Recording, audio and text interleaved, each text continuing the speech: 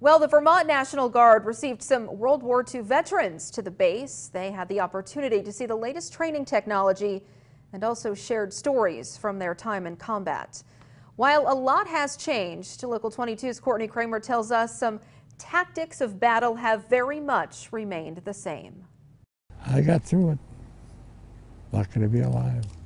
Earl Mall is a World War II veteran and member of the Mars Task Force, once consisting of more than 500 soldiers. Friday, he was reunited with some of the last living members of the unit at the Vermont National Guard training base. It's kind of a celebration. It's a reunion for a Mars Task Force, which is a task force that fought during World War II in Burma. Their mission? To provide the Chinese with supplies by opening up Burma Road, which was controlled by the Japanese. So we pushed the Japanese back down past the Burma Road so the supplies could go into China. That mission required 475 miles of foot travel in extremely difficult conditions. Friday, the vets recalled the days of fighting through mountainous terrain and monsoons. It rained and it rained and it rained, and the mules were in mud up to their knees. Those guys must have come from Mars because they couldn't have come across the mountains.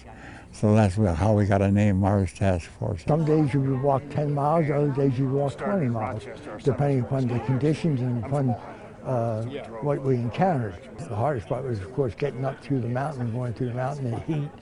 And if it hadn't been for the mule, the tail of the mule in front of me pulling me up, I wouldn't have got up the mountains. The vets got the chance to see the newest training technology used in combat today, but also see the tactics they were trained in more than 70 years ago are very much alive today. Things that they did and they kind of were pioneers of 74, 75 years ago are still being taught. They had 3,000 or 4,000 mules they used during their operation in Burma. We teach mule packing as part of our Army Mountain Warfare School basic course here. Just stay strong and keep America strong. Courtney Kramer, Local 22 News, Jericho. The Mars Task Force reunites annually at different training bases around the country.